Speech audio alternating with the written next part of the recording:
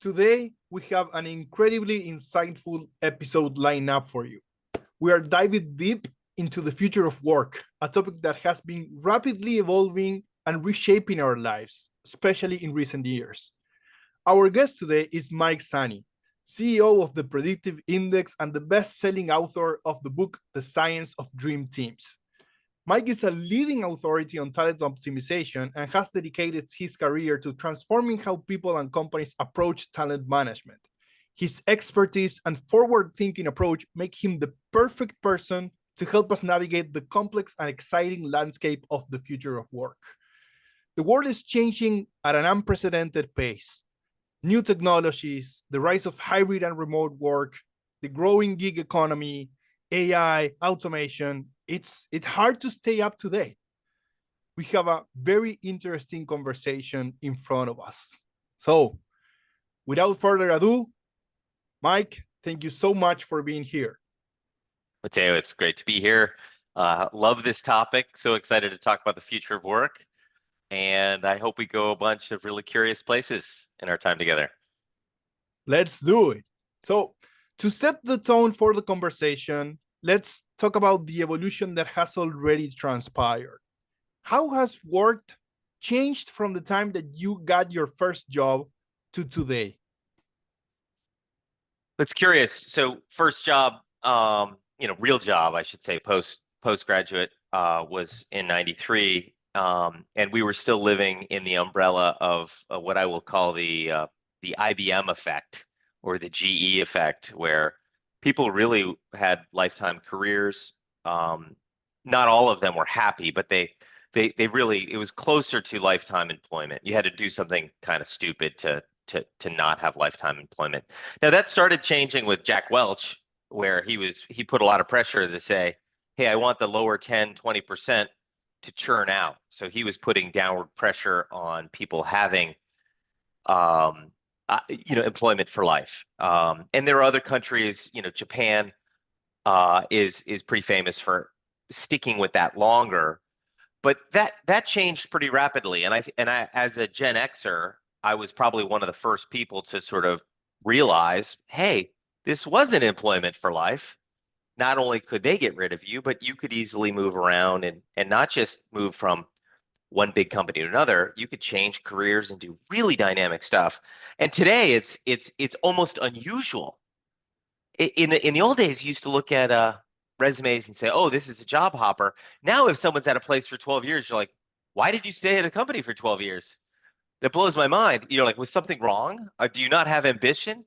And it's completely flip-flopped. I think that's the largest change where, and I think that the CEO of LinkedIn called it tours of duty, as opposed to a career where you'll do maybe a tour at a company, maybe multiple tours at a company, doing a project or a role.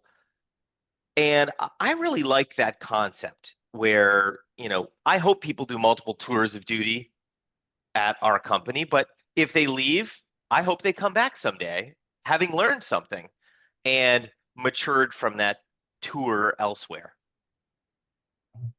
Very interesting. And what do you think are the biggest driving forces behind these changes, right? So not anymore a lifelong career.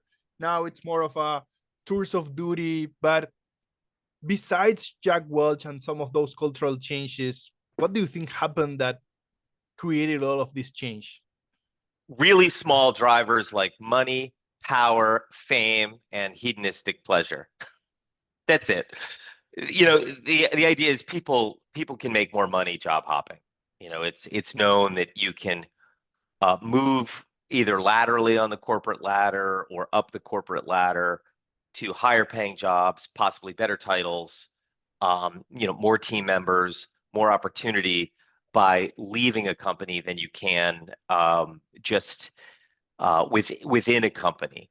And I think there's individuals that have realized, when you peel back the onion on why this is, unless a company is growing really fast for a sustained period of time, we'll pick Google.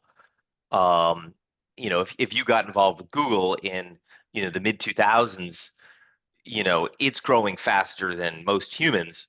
But most humans actually grow faster than most companies.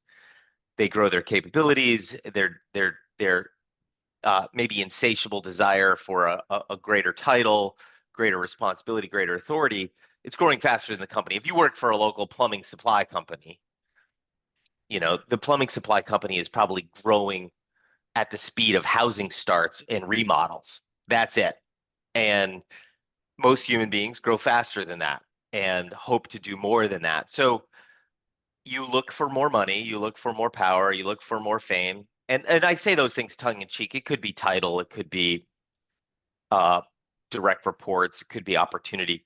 And I even threw in hedonistic pleasure because people are, if something's not good where they are, they're like, well, it's got to be better. The grass is greener. Yeah.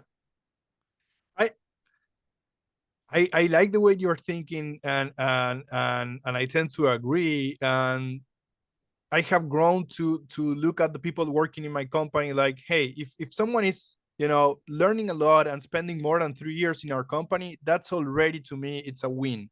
How do you think about it in your company?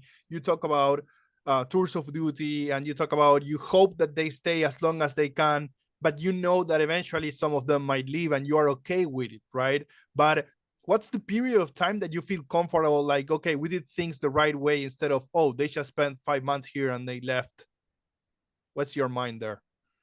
I really think as soon as you get a new direct report, like the first question you should ask, and obviously if you hired them, you should ask this in the hiring process, but it's really important to understand their career desires and aspirations.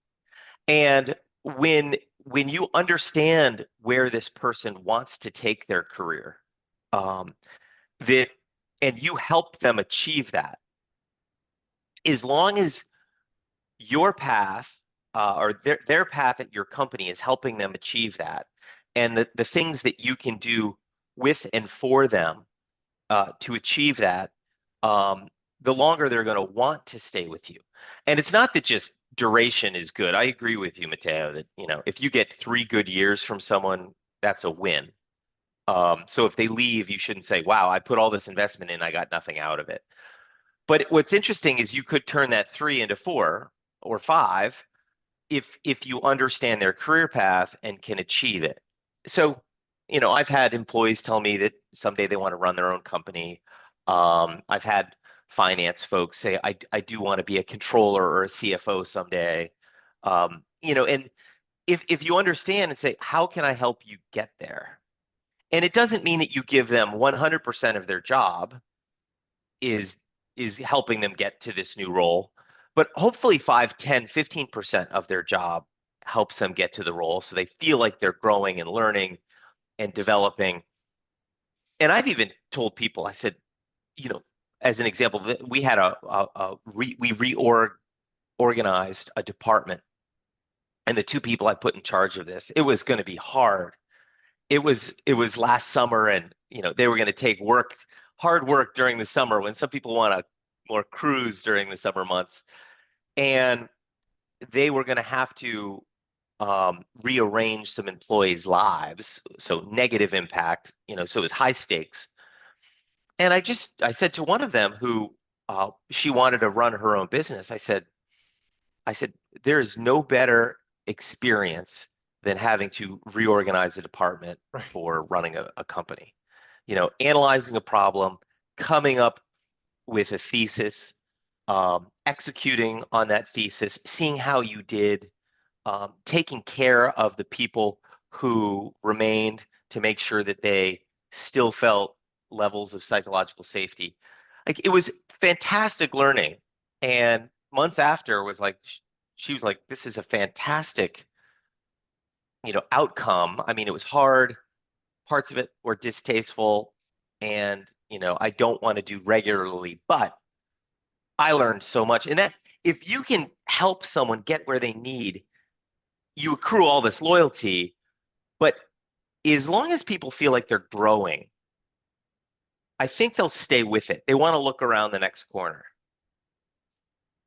Do you think we are not asking this question as much as we should. When you help a lot of companies get better at doing this, right? um what do you see? Are most people asking, where do you see yourself in 5 years, 10 years? What do you want to do with your career? It's a hard question to ask, right? And then you're putting a mirror in front of people like, okay, this is where you are today, this is where you need to go, these are the gaps that you need, these are the actions that maybe we should take for you to be able to get there. And at least on the software industry, startup-y world, I've seen less people asking that question, or more afraid to ask that question, right? Because people change jobs so much, or because there's so much uncertainty. And I think we should be asking this question way more. I agree with you. What do you see? The irony is it's an incredibly easy question to ask, but people don't ask it. It's actually a much harder question to answer. Right. So going to someone, I tell people, if they have low engagement scores, you go to your team and say, why are you not engaged? Right. It's not a hard question. You're like, I could write it down for you, say these words. Why are you not engaged? But the hard thing is the answer. Does this person trust you? Does this person feel safe to tell you the truth? Right. Does this person feel that there will be some sort of retaliation or retribution? And we'll get to the career question. It's not a hard question. Mateo, what are your career goals in a year, in 3 years, in 5 years? And how can I help you get there? Right. You might be like, that's great. And by the way, I'm not your dad. I've got no stake in this. It's not like you have to tell me something you think I want to hear. But I think if you don't trust me, if you don't understand what I'm going to do with this data, if you don't want to participate in this transparency vulnerability, then you get a crummy response, and then the person doesn't want to ask again. But the onus really is on the leader to be transparent and vulnerable first, to spin up this cycle. Now, it can happen in the interview process, which is, if you build a team, you should be so involved in that. And you can start this transparency and vulnerability in the interview process, saying, I'm going to ask you tough questions, but I also want you to ask me tough questions. And I'm going to be transparent and open with you and vulnerable. And I want the same in return. And if you get that, then you make it easier to answer, which makes it even easier to ask. I agree. Let's talk about hybrid and remote work models. It's one of the biggest changes we've seen after the pandemic. It existed before, right? But it just got mainstream after the COVID pandemic. But a lot of companies are now requiring a return to office. What is your opinion? Are we going full time back to the office? Is it going to be hybrid forever? Does it matter? Why? Yeah, I think I saw some research that we did 50 years of acceleration in our trend of hybrid work in a year. Maybe it was even a quarter, but it was crazy. And thank heaven for technology like Zoom and other pieces of technology that we use this this whiteboarding thing called Miro, so that you can do that collaboration, and it's great. I'm glad we have the technology. The answer to the question is, people have already answered this. They don't want to go back full time. They will if the bang is worth the buck. I mean, if you want to be a banker and you want to work for Bank of America, and Bank of America has said, I'm sorry, this is 100%, you got to be back. If you cut hair for a living, you have to be where the heads are. So it doesn't fall evenly on everyone. But I do feel that in knowledge-based work, it will never go back to 100% in person. It will never go back. People don't want it back, and it doesn't have to be back.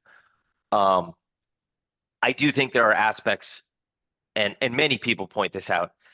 It is more enjoyable to be in a room together because, Mateo, we're speaking, it's early in the morning, but if this was the afternoon, we might just go and say, hey, you want to go get dinner or a beer, or a cup of coffee if it's earlier in the day, whatever is appropriate.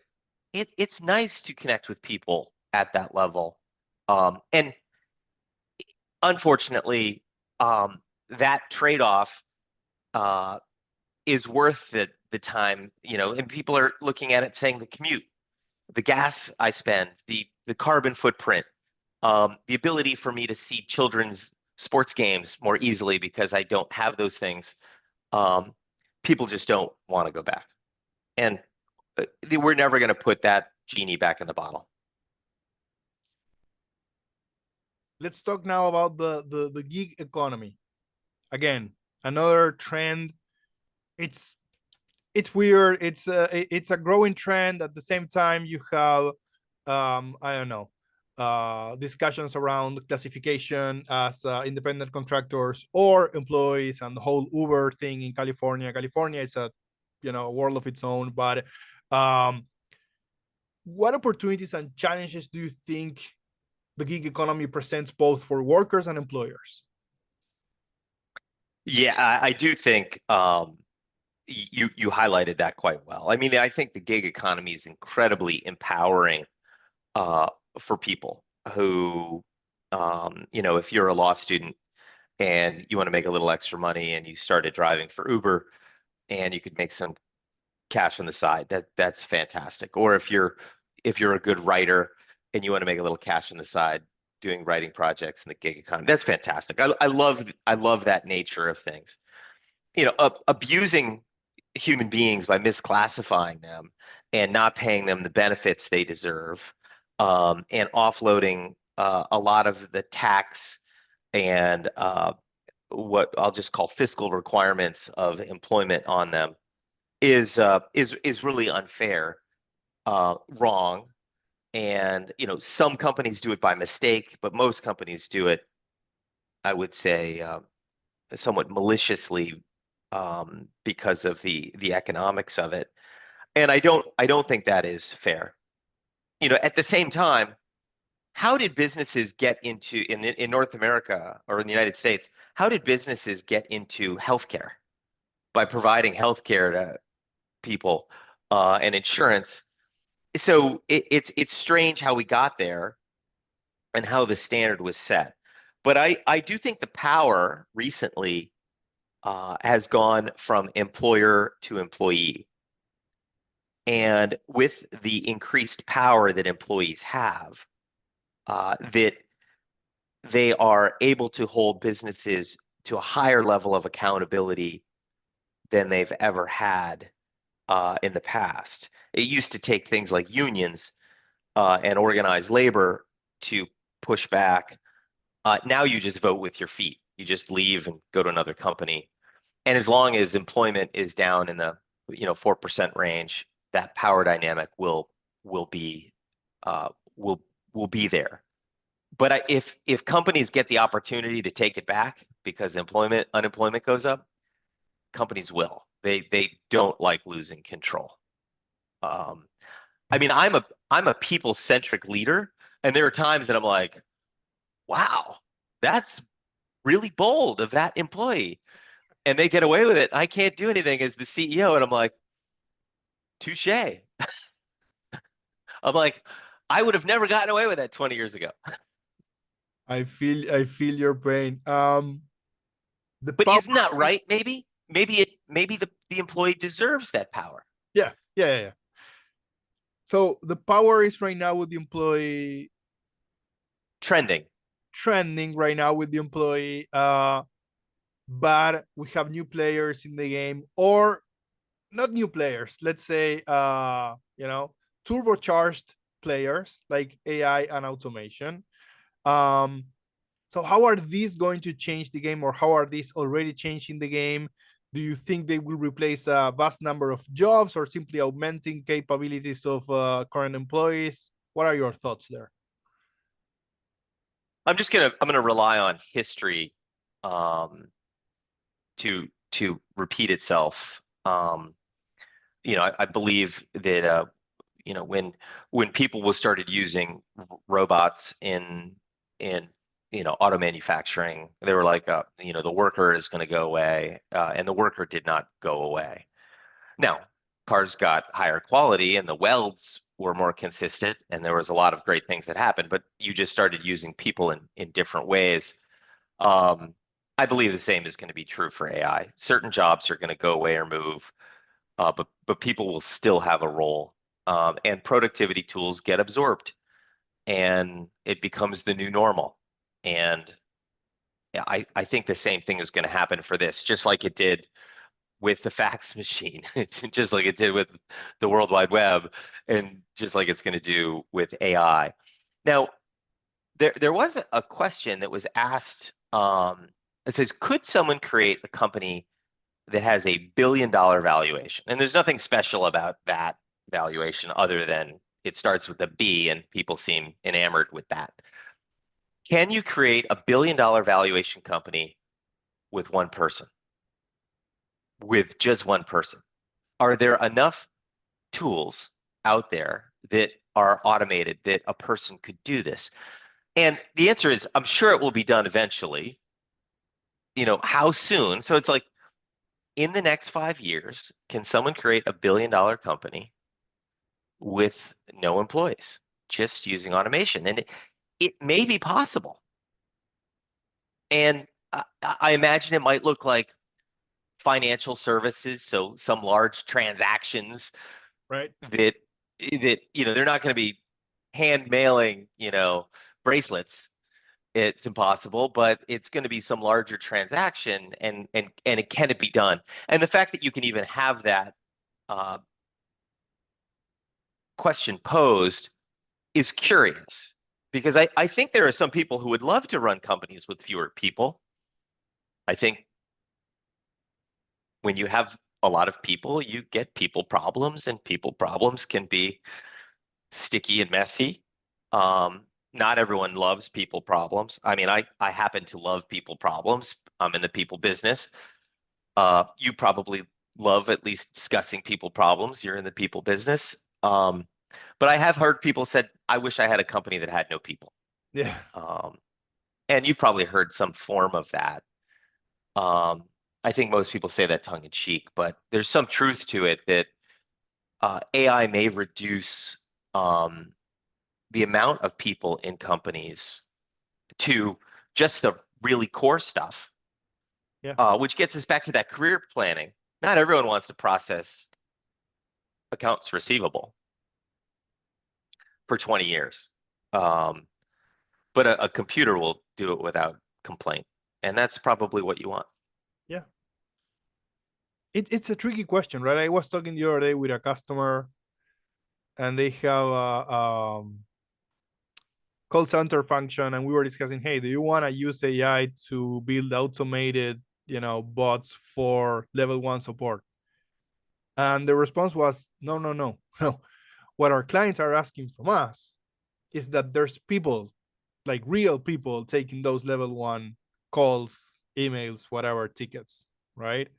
So it's weird, even in that $1 billion company with one person, how even customers are going to drive some of that need for humans, right? As we continue evolving, as we, everything becomes touchless and systems and everything else, it's like, are humans going to be valued in a different way? And the interactions, I don't know.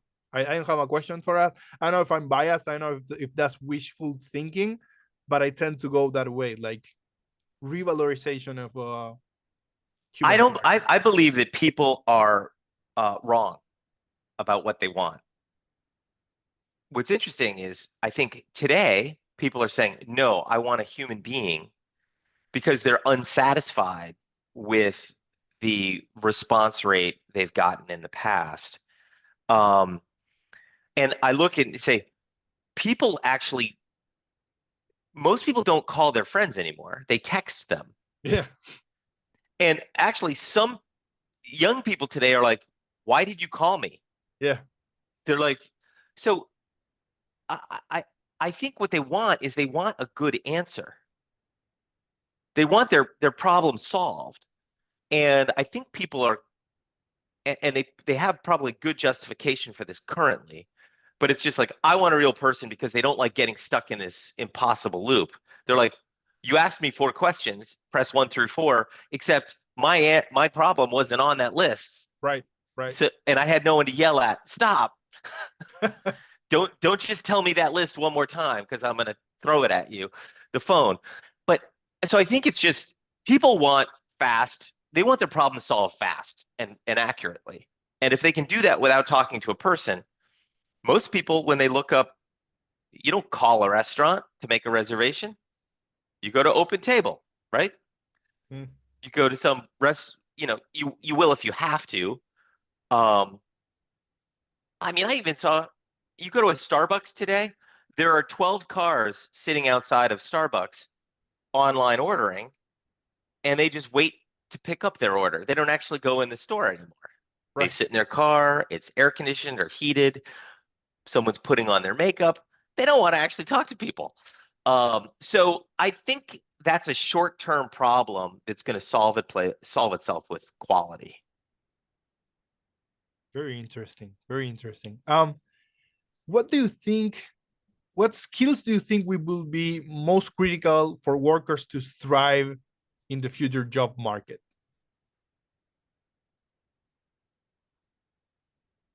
I don't think leadership is ever going to get old. And I chose leadership versus management. I mean, there are good managers, bad managers, there are good leaders and bad leaders. But I think true leadership, where you generate followership, where people want to follow you, that um, you inspire them in some capacity, that you help them understand the bigger purpose, and you truly align people around the work. I don't feel that skill will ever go away. Now, I think the great irony here is people achieve great leadership in so many different ways. It's not one thing. You have General Patton leadership, which is standing on the tank and saying to attack the hill, uh, with great vim and vigor, and will probably jump off the tank and lead you up the hill. Um, that's classic. You have what I like to refer to as, this is the Martin Luther King "I have a dream" leadership, where you're a great orator and you inspire people with words to change. You have Steve Jobs type leadership, which is dogged determination for a North Star that only he or she sees. And they're like, I know where we're going and I'm taking you there. And it's countercultural. When he handed us a box without any buttons, most of us were like, there's no buttons. He had some sort of vision about what this could look like. And I think that level of leadership, but there's also multiple types of leadership that are so successful, um, that I think as long as people keep the leadership in mind, and the dimensionality on what they can do to get there. For some, it'll be words. For some, it will be actions. For some, it will be ideas. Um, but it's leadership nonetheless. Can leadership be taught, and how? How can people learn? It definitely can be taught. I don't feel that there's some sort of innate thing you were born with. I think some people have tools, that they can choose to use or not. And I do think some tools um, are more or are biased away. Some people's tools are biased away for certain things. So it's interesting. I'm going to take you know a, a surgeon as a great example. Like, you could look at a bunch of different doctors. and this isn't about leadership, but it's about capabilities. That if you're a doctor, say there's a couple of us and we're all in medical school, um, if you want to be a pediatrician, you have to be really collaborative. You deal with parents, you deal with children, and you're a generalist. So whenever a problem arises, you have to farm out your patient to a specialist. And that's kind of the role. You're you are that collaborative person who connects with your multiple patients, young and old, and farms it out. You know, if you're a radiologist, you don't have to see people. You're just looking at computer screens and analyzing data, and that job will be taken over by AI eventually. But you know, they don't need to talk to people. They can be all by themselves. The surgeon, unlike the pediatrician, needs the bedside manner to deal with parents and kids. The surgeon, sometimes you wish they had bedside manner, but if it's the best surgeon in the world, you're like, I don't care if you have zero bedside manner and you're horrifying. I don't even want to see you. Come in after I'm asleep, do your magic, leave before I'm awake. We're good. Um, because you just want the precision of the surgeon. So I do think there are roles um, that play to those different skills. That if you're going to be the leader of a construction crew, that maybe it's more physical capabilities, leading by example, showing people how to uh, frame a house as an example, and be really efficient at it. Much different leadership than if you're leading in a world of ideas. So I really think it's where people find their skills and say, well, how can I express my skills in a way um, that manifest? And I want to use as an example that's interesting. My wife, she's Harvard Business School, former Bain consultant. She teaches Zumba on the side, Wow. and it's great. She loves it, keeps her healthy. And she's not her best friend is a natural dancer. Like she can like do any type of dancing on command. And so her best friend who dances with tremendous dancing skill. But my wife's like, I've got good rhythm, I've got a great memory for memories and choreography, and I'm really good at cueing people to what the next moves are. And it's interesting. There are people who gravitate to my wife's class because they want good cueing and good rhythm and lots of energy. And there are people who gravitate to her best friend who's just a rock star dancer. And it's more inspirational from a dance perspective. Oh, someday I'd love to be able to dance like this woman. And so what's interesting is you just got to find your thing and maximize your thing. If it's memory and rhythm and good cueing, great. If it's I can shake my booty, also great, but know what your skill set is. From hearing you, the one thing you seem to say it's super important is it's gotta be something about people, right? And you stress leadership, etc. And leadership is about people, right? And you provided examples of things that don't involve people and eventually will get automated. So as we look, I have a 6-year-old and an 8-year-old. When I think about their future, the whole I don't know, I'm a developer and I don't want to talk to anyone and I just want to do the coding on my. Those are the things that are um risky in a way. Will you agree? If you don't get outside of your shell and you don't start building either a network or skills with people, etc., or not that much? Am I exaggerating when I make that conclusion?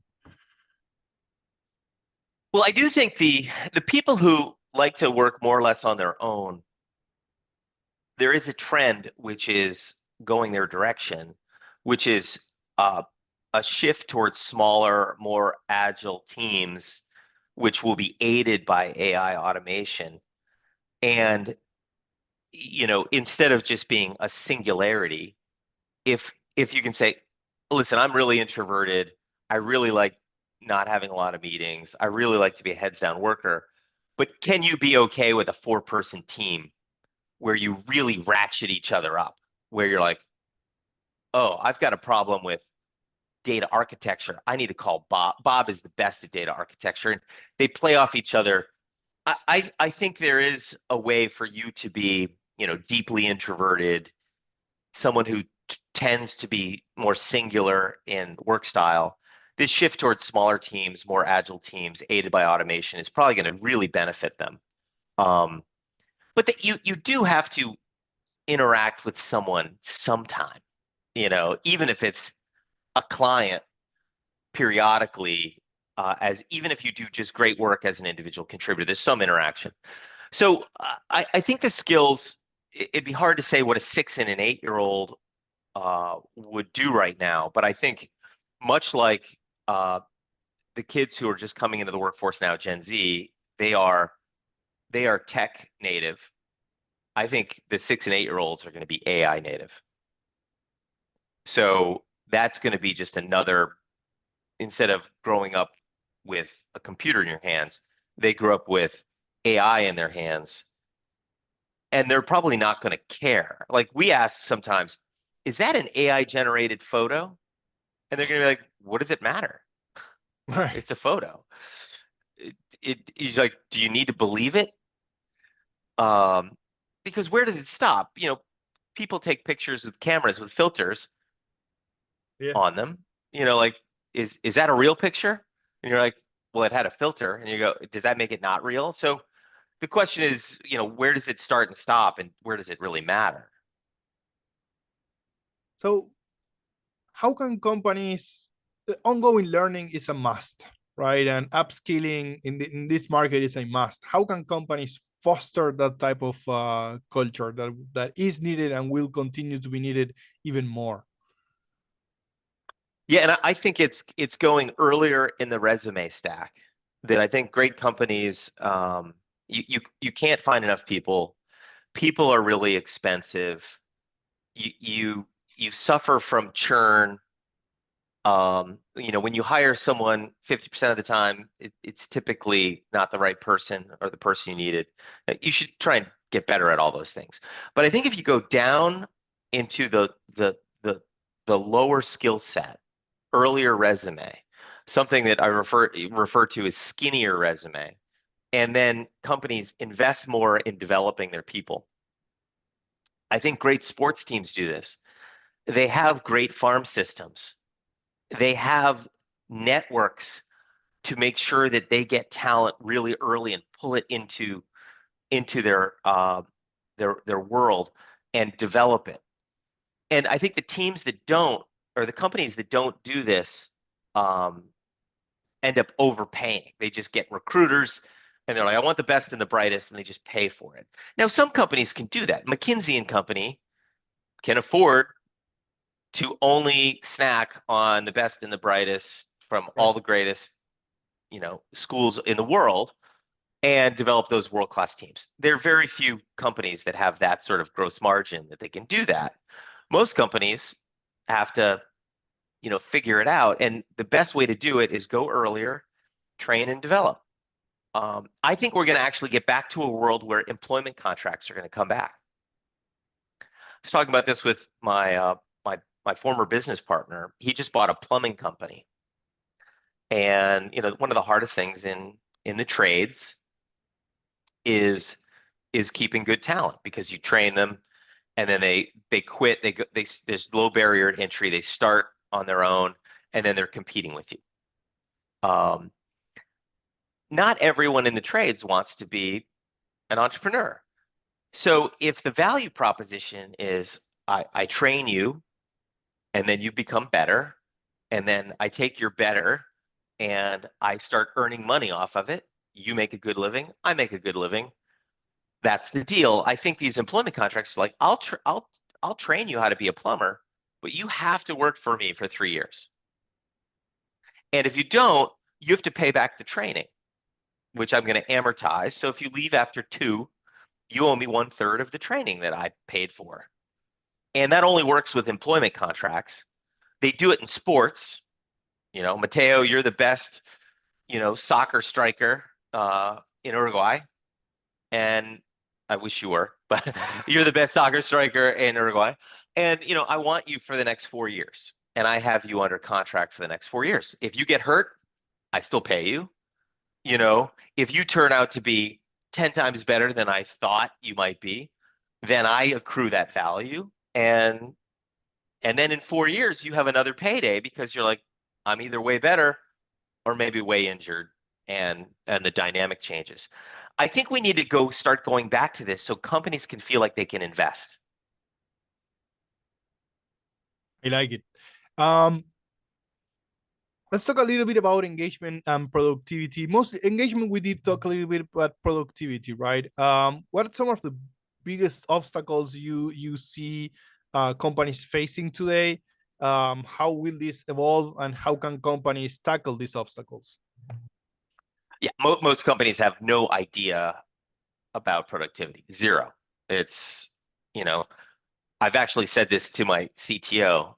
We have 70 developers, and I've said, how many of our developers actually have a second job? And my CTO looks at me offended, like, what? None. And I was like, how do you know? I mean, how do you really know? And, we are not tracking people, on their computers, and you can, and then people counteract. They have mouse jigglers that jiggle their mouse to say that they're working, and things like that. And I think it's a fool's errand to go down that. But I do think if you think about them, let's use the military hierarchy. The generals do not know what the privates are doing all the time. They can't. But the sergeants are supposed to know what the privates are doing all the time. So you really need to push this accountability of productivity down through the organization. So let's just say, on average, every one of your managers has 5 people. It's their responsibility to know the productivity of their 5 people.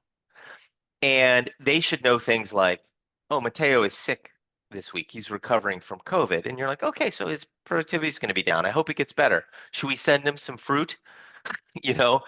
Versus, someone goes, oh my God, they're killing it. And they are crushing it. They're so inspired by this project. I've never seen such high output, and tracking it. It's no different than sports teams that go, there's a head coach, but then there's an offensive and defensive coordinator. And then you go further down, there's someone who coaches the linemen and the linebackers. You ask the lines person, coach, what's wrong with Bob? And they go, well, Bob twisted his ankle. You're like, how come I don't know this? And you go, he's afraid to tell anyone because he doesn't want the young guy to take his job. And you go, Bob's got a sprained ankle and he's playing on it? Like, what? And it's up to you have to push this authority down and push this discovery down into the organization, and then have a healthy mechanism for reporting it back up. Because we want to know that Bob has a twisted ankle. We don't want to permanently injure him. And at the same time, maybe we do want to give a chance to the younger person who's healthy to take that shot. But at the same time, we need to make sure Bob knows that he's got a place in the organization to come back when his ankle's healed. And this productivity, I don't believe it's in big companies. It has to be done at scale with looking at data and analytics. At medium and smaller size companies, I think you can push it down.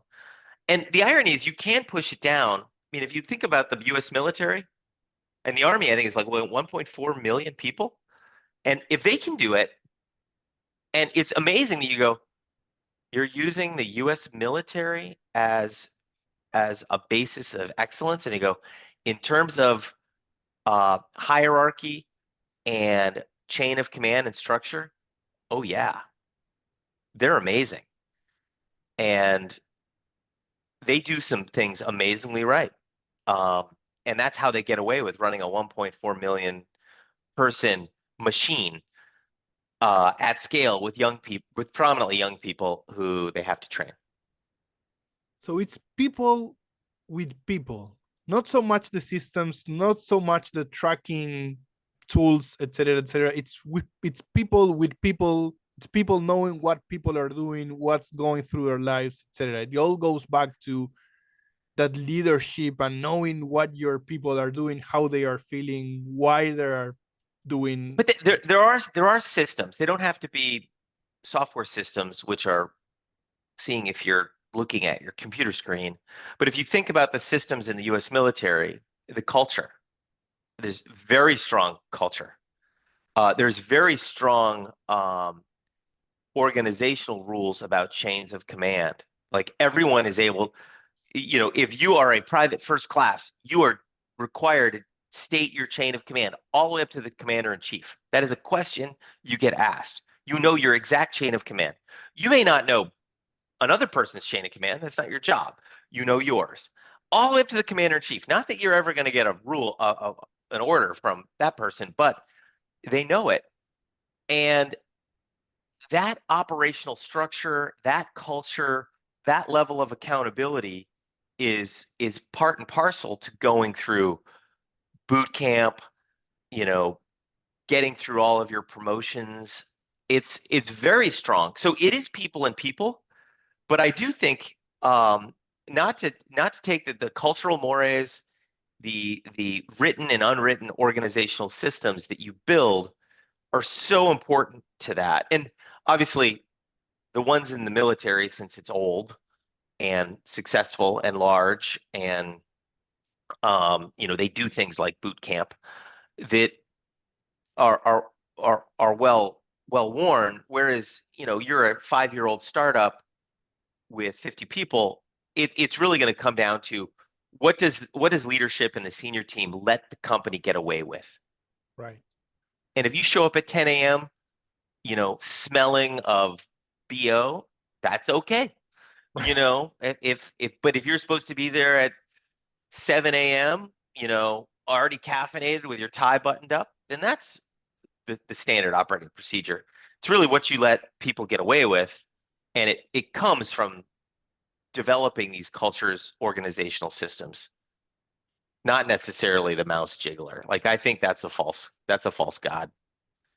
It's very interesting because you're also going back to the middle management layers, right? The army has a lot of layers, right? But there's a lot of talk.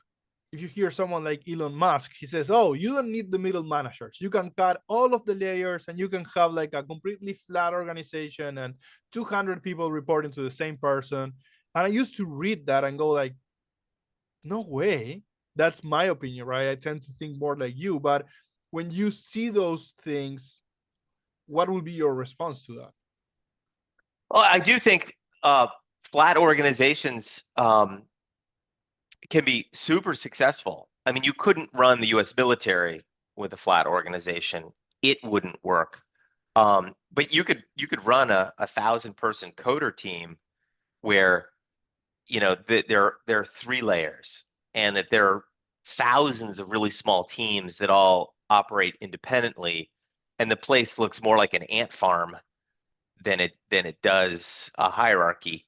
And it looks like chaos to the outside observer with just ants and teams doing whatever. But there is some beauty to it that you have to align that work. Someone has to work on the architecture to realign that work.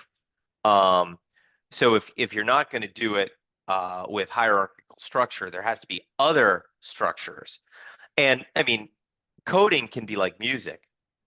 How do 1,000 musicians play the same song? Well, they have key. We're playing the song in the key of G, and you're like, okay, there's the structure. Let's play in the key of G, and we go. We have music and timing, and a conductor. The computer systems, the coding systems that Elon's talking about have similar structures. How you check code in, what quality, what test protocols do you go through? So I think those structures only work because of a lot of other coordination, like music scales, the equivalent thereof. And I'm pandering to my audience because I see that you have 3 guitars and a drum kit. You're clearly addicted to music. So Yeah. I think it's important. Like what you're trying to accomplish. Sales teams can be very flat, but there are certain levels of organization that need structure. And I actually think middle management jobs are the hardest in business. And they get orders from the top, and they have to absorb those orders, understand them, deploy them with their people, take the people problems, and then marshal them up. And they're always getting whipsawed. And I think if you really want to know the health of an organization, you go straight to their middle management and find out how healthy, happy, productive, and effective middle management is, and you'll do it. I worked with a large health plan, and I literally said, if someone made me CEO of this health plan, I would fire 50% of the directors and VPs, and I wouldn't even care who. I would just say, we'll just pick 50%. You create a list, random number generated, even odd, all odds are gone. And someone might say, why? And you're like, there's too many of them, and they're just pushing paper around. At least if you got rid of half of them, they'd be busy. And they'd have to be like, wow, we better get organized. It's a lot of work to do, and there's fewer people to do it. And you go, they could self-organize again, but you needed to blow it up. And I think that's what Elon did with Tesla. He took 80% of the people away, ripped out the organization. Did he get it exactly right? Oh, almost certainly not. But at least when he was down to 20% of the people, he could reorganize it and rebuild it. Very true. Very true. Getting a little bit more philosophical here about the meaning of work, right? What is the meaning of work? How is work related to the meaning of life? And in the future, as we potentially work less than today, how do you think that will affect people's understanding of meaning and purpose? It's interesting. I think when we were hunter-gatherers, when we go way back, we had a lot more time on our hands, and we probably slept more. We probably stayed out of the sun in the middle of the day, and in cold winter nights, we probably were buried someplace safely, so we would be safe. So I think this has changed over time. I go back to hunter-gatherers. I do think in the Industrial Revolution, we ended up logging hours and pay for hours of work in a unit, and people were trying to get ahead, so they worked a lot of hours. They worked 6 days a week, sometimes in brutal conditions. I do think it's trending that people are starting to work less again, and on average, we're seeing pressure. I think obviously countries like France, the 35-hour workday, work week,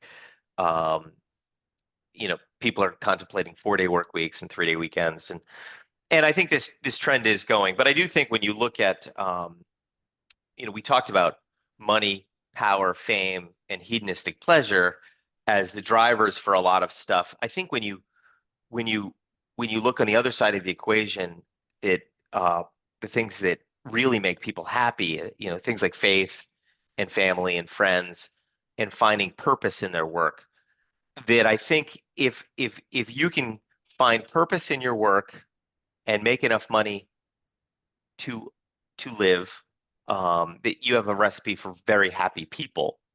And you do not have to be a master of the universe flying private jets and have $1 billion. But I think that work with purpose is very elusive for people, that if you don't get joy out of the work, that no matter how many hours, whether it's 30, 35, or 40, or 45 or 50, you find it drudgery.